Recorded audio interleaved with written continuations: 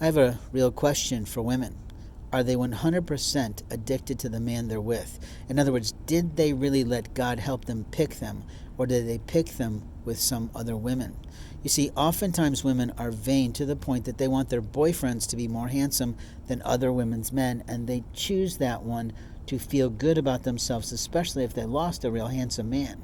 And if they lost a real handsome man, they rarely want to face themselves and say, okay, I sort of did this because I wasn't mature enough to do this, or we weren't mature enough as a couple individually, or maybe it just wasn't meant to be, and maybe they were just meant to be my kid's daddy. And the truth is that a baby daddy doesn't mean that he knows how to handle children. And a baby daddy isn't always the most healthiest person for a woman. But what women often get mad at with men is they have a roving eye. Now, I have never in my life had one because of how my family constructed itself.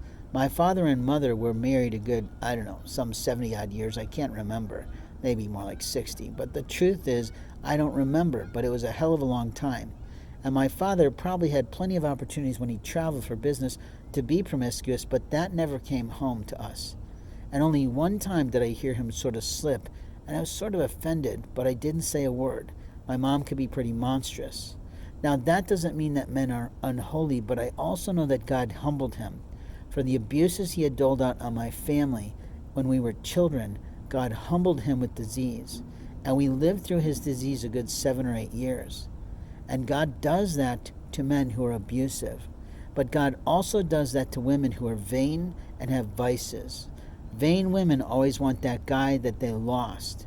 And the problem is it allows the guy to walk back in and manipulate everything.